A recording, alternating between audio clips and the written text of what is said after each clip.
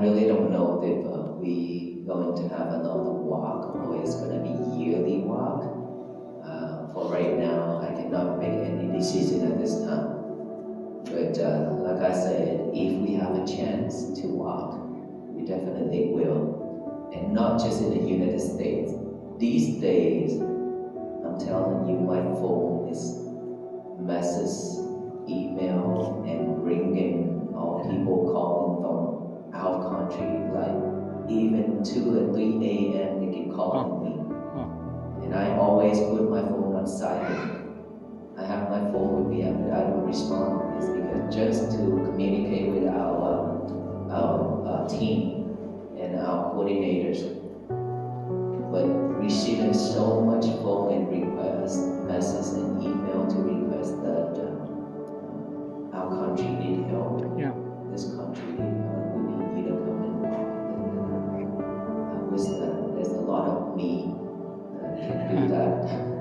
But know that we are limited my health wise, and then of course I still have a lot of duties too. I cannot promise anything to anybody. I just take one step at a time. That's what I always share with everybody, just one step at a time and one thing at a time. And I said, to go to heaven is very easy. It's much easier than giving our promise. Why do I say that? Is because we tend to promise people a lot of things. Anything from minor thing to major thing, we always open our mouth and tell people that, okay, I promise you I can do that. But then at the end, you forgot. And at the end, you didn't do it. So we keep on breaking our promises. That is why I say keeping our promise and doing it is very difficult. It's even difficult than going to heaven. Because when you want to go to heaven, you can practice meditation and you do a lot of wholesome things, wholesome deeds. You can have that merit, and after we pass away, we can go there. Or even if you practice the jhana meditation, you can gain that supernatural the power, and then you can just disappear from here and appear in heaven. It's not a problem. Okay? But then keeping our promise is very difficult. So I encourage all of you, before you promise anything to the people, you have to think twice. That our Asian, our Vietnamese always say, roll your tongue 7 times before you open your mouth to say something to somebody. That to be sure that you're going to say something that is nice, that is not hurtful. So roll your tongue before you speak. Because it is very important that you're not breaking your promise. You know why? Regret. Regret is something that is very, very important, and it's going to drag us down. It's because when you promise something to the people or to yourself and you didn't do it, you don't do it, before our passing away moment, that I repeat about this, before we pass away, the moment right at that moment where our heart is slowing down, and that is the part where we see ourselves in our mind, just like a movie, rewinding our whole life, what we have done. And if it happened at that moment, if you remember that you forgot to do something for somebody because you already promised them, and if we happen to die at that moment, we're going down. So it is very important that if you promise something to the people, you have to do it. You have to do it regardless how difficult it is, or even if you have to sacrifice your life. It's because you already promised. So don't promise anything to the people if you're not sure. If you're unsure that you can do it, that is why we have to think twice. And now if you already promised, if you have already promised something, this is the time for you to do it. You must do. Just like some people come to the temple and ask me to witness for them. My parents is in critical conditions. They have like cancer, last stage, things like that. So I want to save my head. I want to do something for my parents. So if they can overcome, they make a vow in front of me and the triple chants. If they can overcome this, if they can survive, I will shave my head and I will eat veg.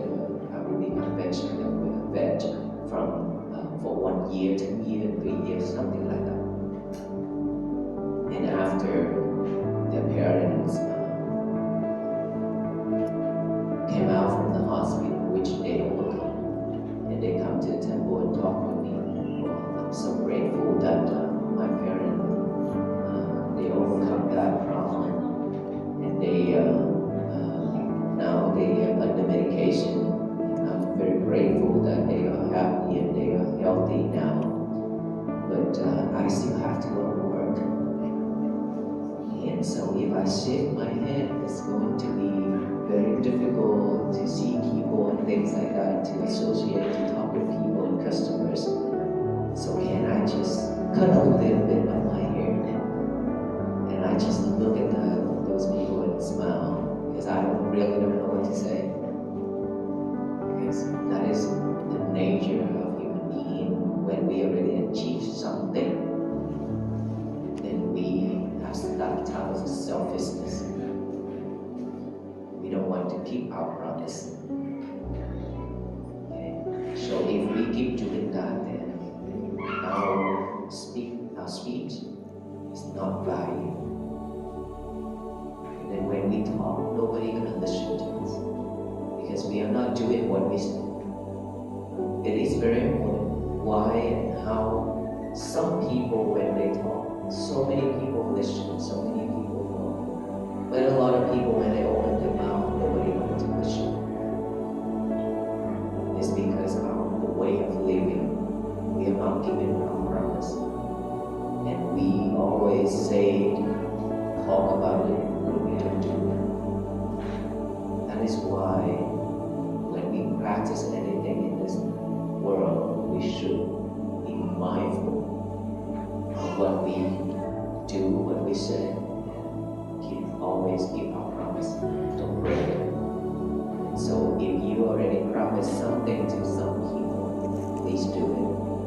If you can't do it, then you should make a call or talk with them. Oh, I promise you that, and I promise you that. But unfortunately, I could not do it. So please forgive me. You should have asked for forgiveness like that. But don't just ignore it, because our mind, like I said, is defilement mind. All those traps, all those unhappy things, all those that is in our mind, it will pop up at any time. When those things pop up, during the time that we are suffering, during the time that we are about to die, then it's just going to drag us down, it's going to push us all the way down. Okay? So don't let yourself go there.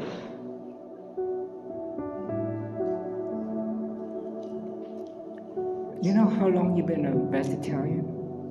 I was wondering how long you've been a vegetarian. Are you? Since I came to the temple 17 years ago. Oh, 17 years, okay.